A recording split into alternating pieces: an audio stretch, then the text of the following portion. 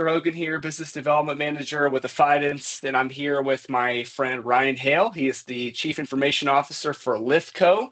Ryan, good to see you. And why don't you give a quick introduction and background of what you do for Lithko and who you are?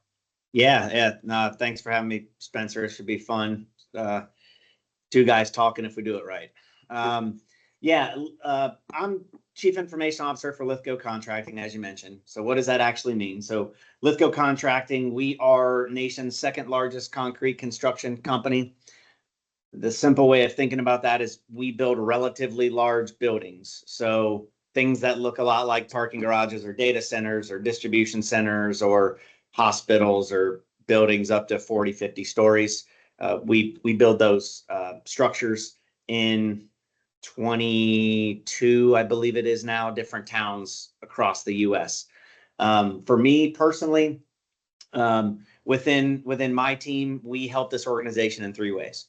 As you would imagine, the kind of the core IT stuff, infrastructure, help desk, network. We have a piece of the team that supports that. We have a piece of the team that is really focused on data analytics, starting to lean into some of the AI stuff, of course, like everyone else is. And then we have a part of the team that's more project management, product owner kind of stuff. That's really working out there with the business to say, what is next? How would we get there? What are the process improvements we would need to think about doing to help us get there? How would technology enable that? And then ultimately helping organize and execute those teams so we can bring some of those things to fruition to our 5,500 coworkers. It's been an interesting journey. I've been here 8 years, so we've gone from literally an IT organization that at one point didn't exist to 4 people to growing it to what it is now. So it's been a fun, crazy ride.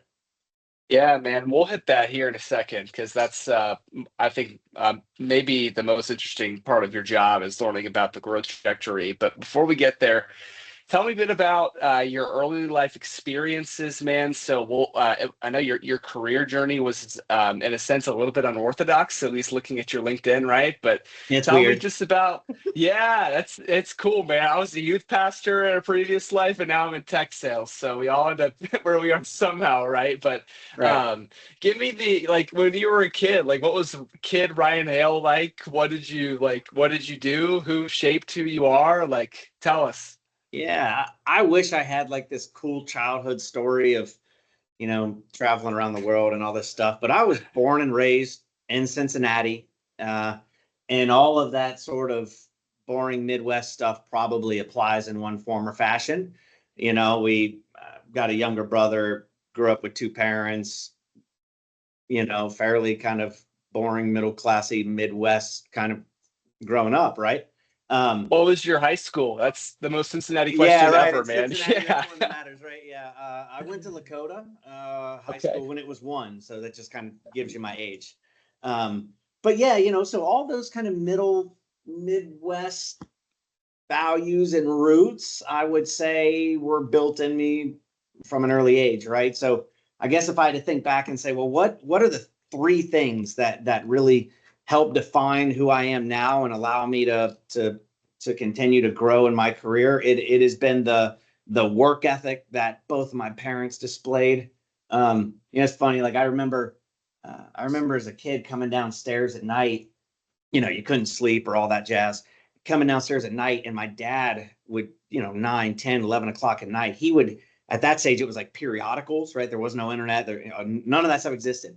It'd be periodicals for the business line that he was in, and he'd be highlighting and making notes, and I'd ask him, like, what are we doing here, Dad? And he said, look, uh, you got to constantly learn, you got to constantly progress, you got to constantly be curious, right? And so it was this combination of work ethic and him always wanting to learn what's next and sort of be 1 or 2 steps ahead. My mom sort of very, very similar. My parents ultimately ended up divorced, and my mom was kind of the stay-at-home mom up until that stage. And when that happened, all of a sudden she was thrust in the situation, got to be a full-time uh, mom to 2 young boys, but also now have to work full-time. So like just watching her navigate that and the work ethic and how she balanced it all was interesting to watch now that I kind of look back on it.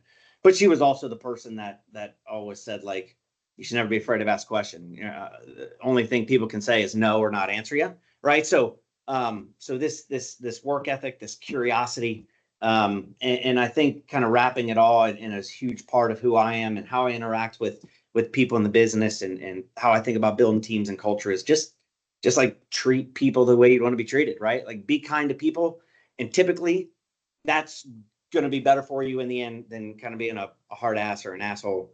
I hope I'm allowed to say that. But you know, Good, so man. it's simple things like work hard, be curious, and be nice to people, and that will get you further than not doing those things. And yeah, that's kind of just the three things that have all stayed with me.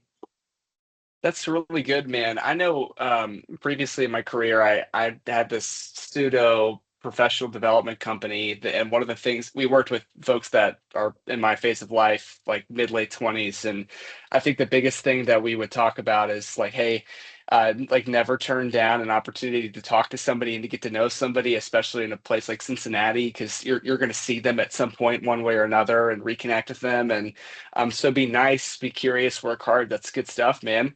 Let's talk about your career, man. So, um, as CIO, you took something of I guess, like a less traditional, non-technical path, and maybe it's a much more technical than I realized. But talk about your career journey, man. What pivotal experiences and lessons learned along the way that led to where you are now? Yeah, well, I'll answer the part of that question for you. I am not a technical guy at all. Um, and yeah, you can say it. It's a weird career journey to end up in the the spot that I am, or the seat that I sit in now. Um, you know, I started probably the first, I guess it was the first decade of my career or so in professional services. So it was a lot of, you know, understanding, creating relationships, using those relationships to really understand people's problems, what was really the root cause of the problem they were trying to solve, and then working across people and with groups of people to come up with solutions. Right? I mean, I was a young guy in professional services. It's not like I could sit there and say, well, when I did this 15 years ago, this is what I did. So it was back to be curious, learn all the time, try to stay a few steps ahead of your clients, try to stay a few steps ahead of your teams. Um, and it was me leaning on a lot of those fundamental things that I was taught, and it was baked into me as a kid, quite frankly. So, when I think about how that's benefited me through those steps in my career, from that to a company that engineered and manufactured kind of high technology sort of stuff, to Lithko Concrete Construction for the past decade. I mean, there's none of those three things even look remotely similar to each other. But the one common thread I would say through all of it is, at the end of the day, businesses are just trying to solve business problems. That's all it is. Sometimes those business problems are in finance or in operations or in supply chain management or in IT, but they're just business problems, right? And at the heart of every business problem, there's a root cause.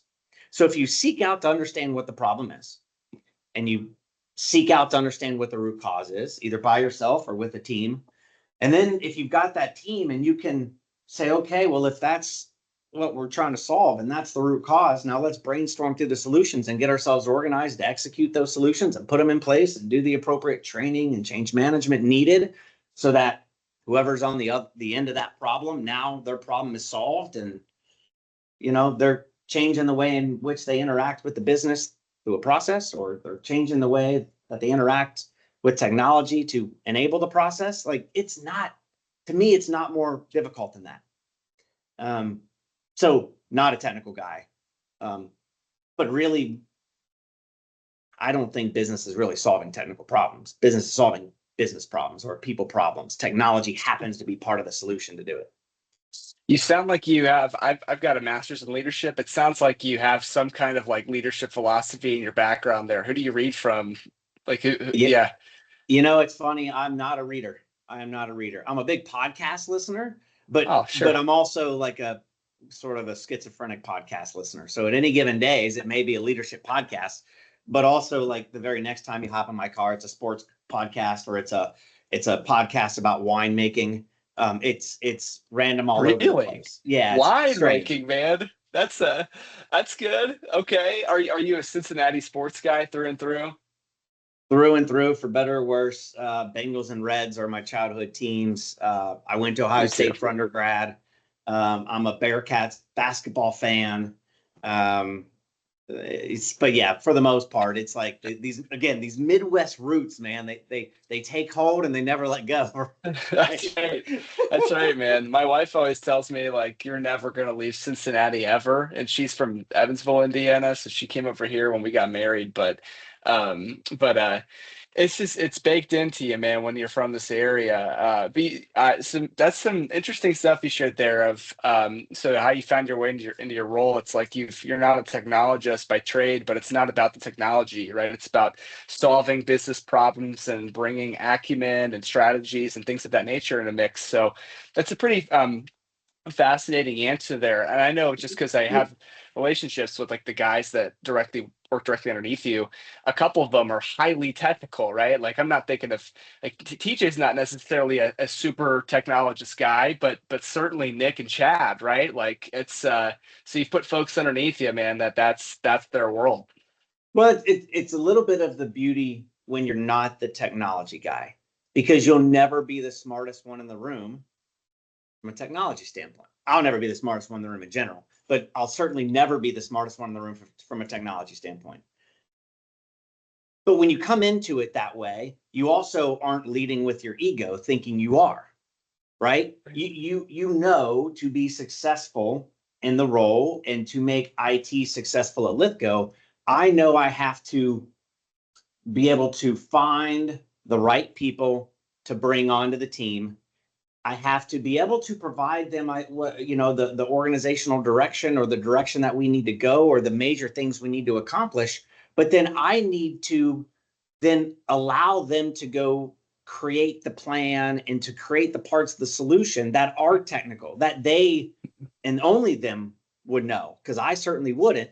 And then have them bring that back and us have a collaborative conversation. So A, I can learn, but B, also just so I can make sure that I'm ensuring that yes, those pieces of the technical solution would have good hooks into the business, or how would we bring the business in to get agreement on that. So um, it forces you to build a team in a different way when you're not the subject matter expert, and then therefore you're very reliant on that team, so it forces you to double down on the culture that you're creating in the team to make sure you don't lose those highly valuable resources. And I knock on some wood somewhere, that's worked out pretty well for us so far here at Lithgo. I mean, we have on the IT team, we've really not had a turnover problem. The guys and gals on this team, ultimately you spend as much time with these people as you do with people at home. Right? Matter of fact, most of More, the time more, more. right? Yeah. Even if you're just working a 45, 50-hour work week, chances are that's more time than you will spend with these folks than you will with the folks in your own household, right? So creating this culture where we trust each other, we can lean on each other, we know each other's wives' names, kids' names. That's a big piece of it for me. And again, maybe some of this is just back to these Midwest roots of like, hey, be kind to people and seek to understand what they're going through. But it's been a bit of the IT magic here at Lithgo, I think, as well, though. That's awesome, man. And I love that you shared that. Like we're a family-owned company, so my dad owns the organization. So it's impossible to not talk about like my son and my wife and like everybody kind of knows who we are as a family and we know Yeah, each other's families. And I think that's, part of our call. I don't think it's just a Midwest thing. I also just think it's a product of being good people, right? Like if you're going to spend all of your time with a handful of people, I can't imagine not talking about my son Wesley, right? Like it's just going to come out right. of me one way or another, man. So you've put together a pretty great technology team, I'd say.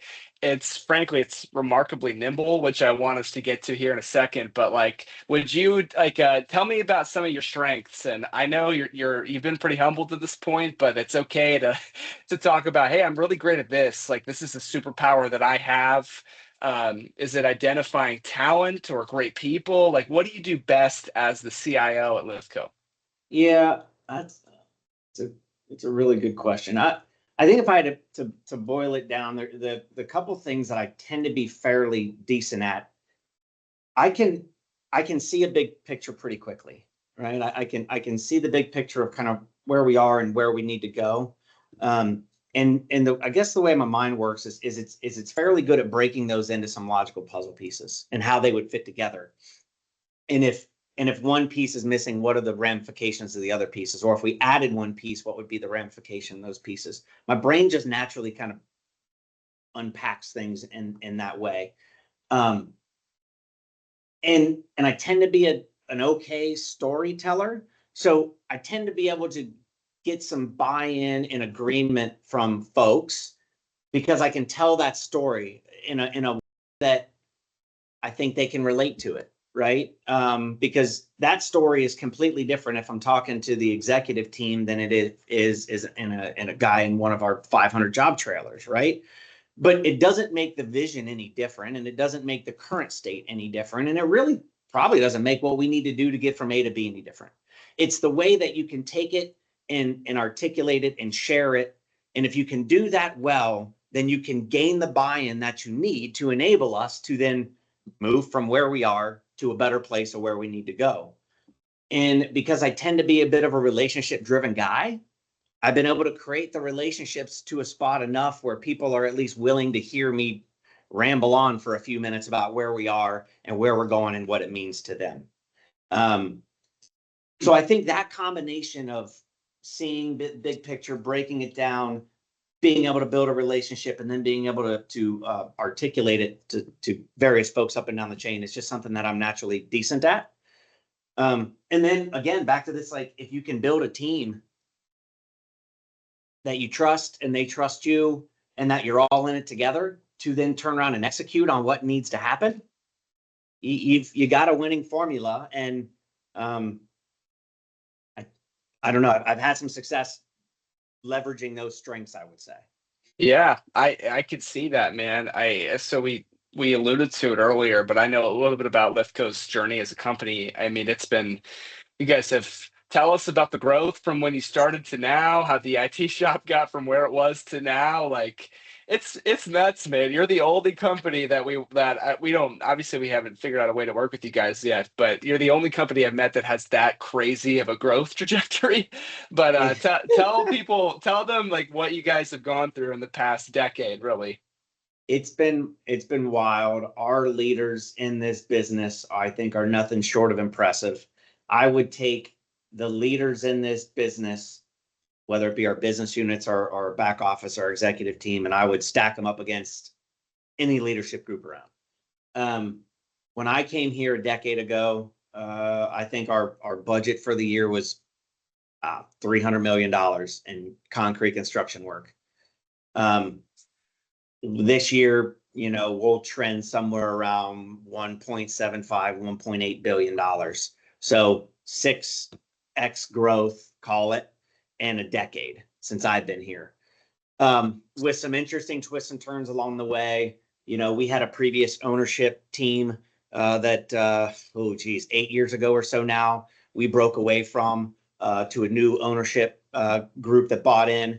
As we did that, we had to completely stand up an entirely new back office. Heck, we had to stand up a new corporate headquarters and a back office, new IT network and infrastructure, all the way down to the bandwidth in some of our business units.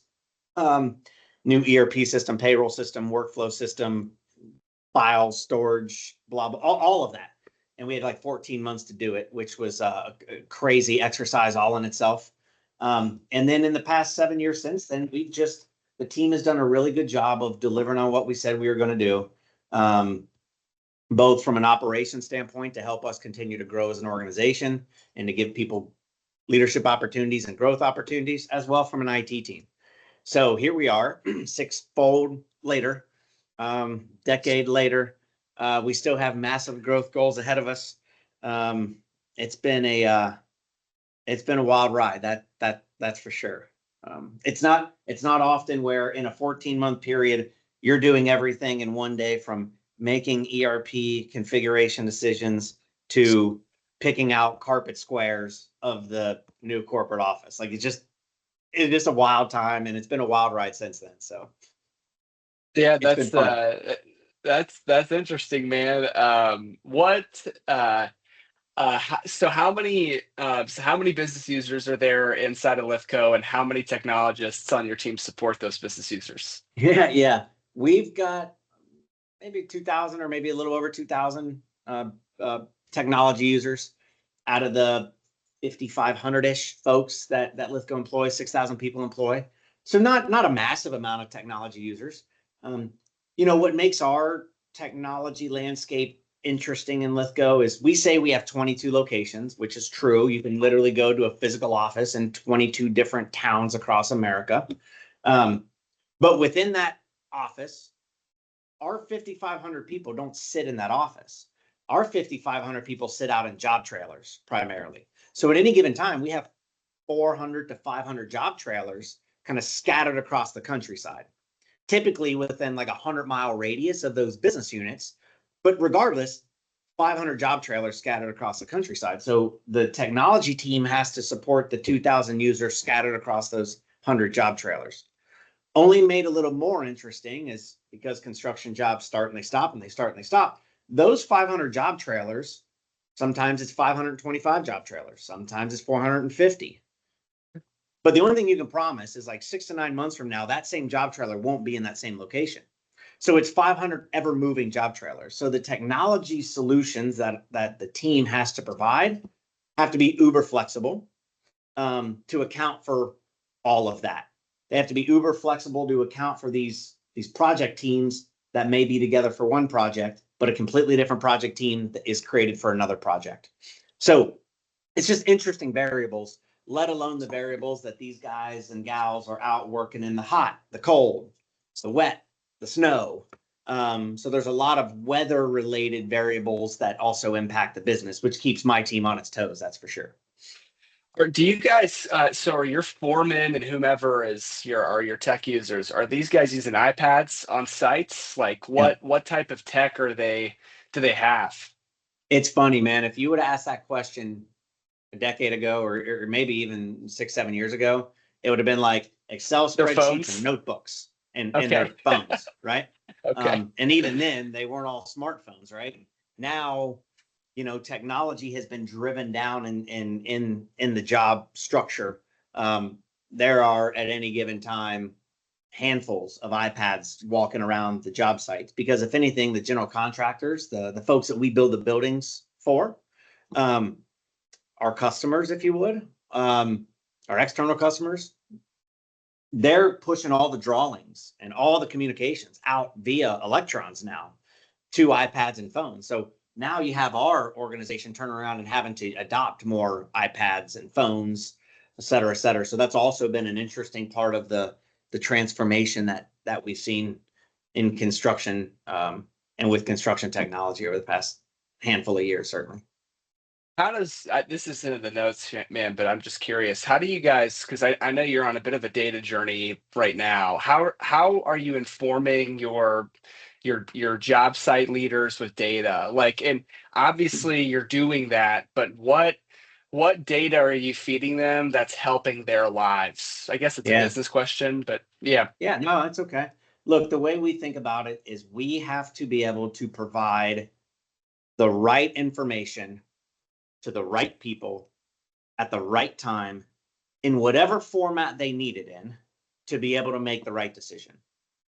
And we need to be able to do that in this nimble environment that I just explained because of the weather or the moving job sites or the growing size of the teams or the growing size of the jobs or whatever it is. So we spend as a business a lot of time trying to understand what kind of information needs to be reviewed, needs to be decided upon or supervised by whom. And it could be everything from budget to actual cost information by job. Like we have it could be safety information. It could be equipment information of what equipment is on my job that I'm renting and when does it need to get off my job. We do not, I'll say, kind of lack many areas of the business where we do not have data points to make decisions on. Now, you could argue, are we being proactive with all of those decisions? We've got plenty of room for improvement. You could argue, are we giving too many data points to some people to make decisions? Yep. You could argue, we got a lot of room to go there. Are we giving too few data points to some roles or new roles? Absolutely. So we got a long way to go on our data journey. The good news is we got a lot of raw data that we're collecting all across the business. To do that, we just now have to go back and really, really refine who gets what, when, where, so they can make the most accurate decision and don't have to, maybe say it this way. Just because we put 10 dashboards in Power BI for a user, well, that's good because at least they don't have to go to 10 different places to get the information anymore. But that doesn't mean it's always the right 10 pieces of information at the right time. Yeah, that's really good, man. You guys have gone through a ton of change the last 10 years. Do you feel like one of the things that we talk about a lot is how a lot of times companies don't have tech problems, they have change problems, and they mistake the resistance to change for, oh, the technology doesn't work right. Do you guys feel like you have like less resistance to change? Do you feel like that's baked into your culture because of how much the company's evolved, or do you guys still feel like you're fighting to um, help people adopt new ways of leveraging data? I mean, leveraging data on job sites is a brand new thing. That is a brand new thing across. And we do a lot of work in construction, and a lot of our smaller construction clients haven't even scratched the surface of that journey. But do you feel like that you guys as a like you're culturally, you're ahead of the game there because of how much change you've already gone through as a company? Yeah. I We have been a data-driven company for a long time. Before it was cool to be a data-driven company. To give you some maybe some data points there, we have collected what we call time and quantity. So if you and I are out on a job site, right, and we're reporting to our boss has to document the amount of hours that Spencer Hogan worked on this job today. And he worked 4 hours on this cost code and 4 hours on this cost code. And Ryan Hale worked 6 hours on this cost code and 2 hours on this cost code. And those two guys put in 3 cubic yards of concrete today. In every one of our 500 jobs, the superintendent on that job or whoever's leading the job that day does that every day by guy, by cost code, by job, times 500 jobs. So all in all, you get about 10,000 lines of time and quantity that gets pumped into our ERP system every morning by 10 o'clock local time. Wow.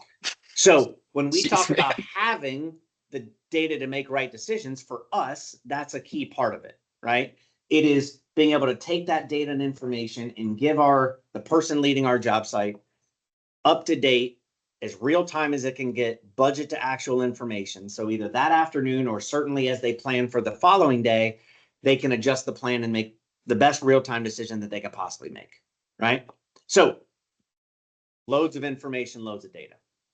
And that has been around for well before I was here, call it 20 years, let's say, right?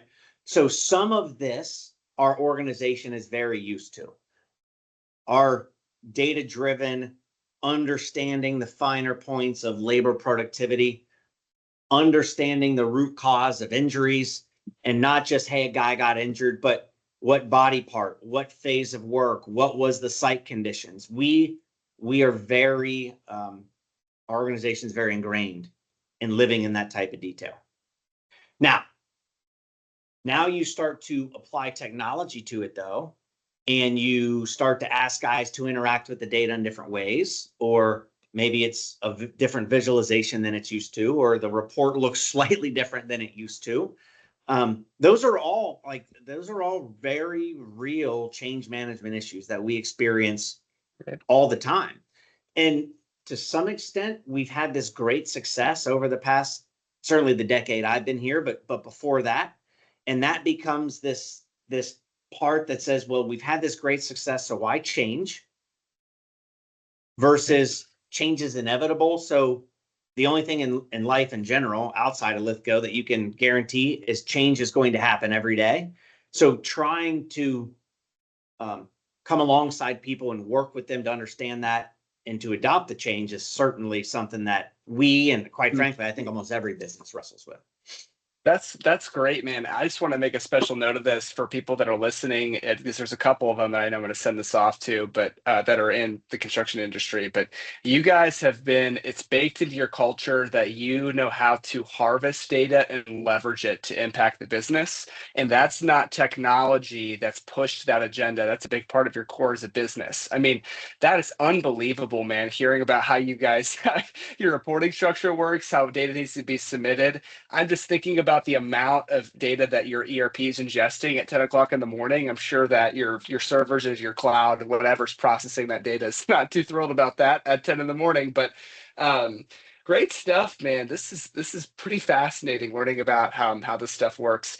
I do have one more question for you before we get out of here, but um, how is technology different in the construction industry versus other fields? Are there any trends or things that you feel like they should be people should be aware of? Like maybe just pontificate on that topic for a minute. Yeah. Yeah. Look, I think there is some uniqueness. There's uniqueness in every industry, right? Um, Certainly some of construction uniqueness we've talked about, whether it be the mobile job sites, the our technology users, just if I speak to construction as a whole and I were to put a blanket over it, are probably less technology savvy than many other organizations where they are a technology company, or there are people sit behind computers and laptops and iPads all day. Our people don't. For the majority of our organization, and then the majority of their day, they're building buildings, right? They're not interacting with technology as the way to necessarily do that all the time. So overall, the average technology savviness of our user base is probably a little bit lower than other industries. Um, I think when you're in the trades and you're in construction, the kind of the BS factor that people are willing to put up with is probably a little bit lower, right? So when we interact with our technology users, getting right to the point and how it's going to help them and not wrapping in all these fluffy words becomes important. But I'm not sure a lot of that is overly unique to construction.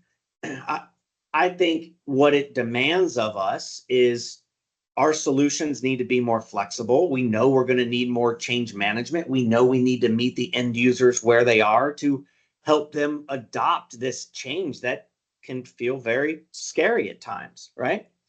I think if I were to zoom out and look at construction and say, what are the challenges that the construction industry, certainly Lithgo, will face in the next decade, they will be it will be very interesting challenges that this industry maybe hasn't seen before. There is a large labor shortage, a skilled craft labor shortage just across the Yes, United States. a hundred And percent. how can technology reduce that shortage or close some of that gap, right? Because we have to find ways of making the limited skilled workforce that we're going to have more effective and efficient. So how can technology enable that? How can we automate as much as we can? How can we take as much manual friction or administrative friction away? I think that's somewhere that technology can really solve.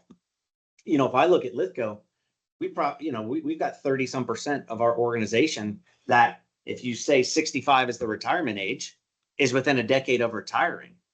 Yeah, Now, and those are it's all of your guys that have the knowledge about how construction sites work, what parts to buy, how you lay concrete, like that knowledge. Same situation with our other yeah, clients, man. That knowledge lives with the workforce that's going to be retiring in the near it future.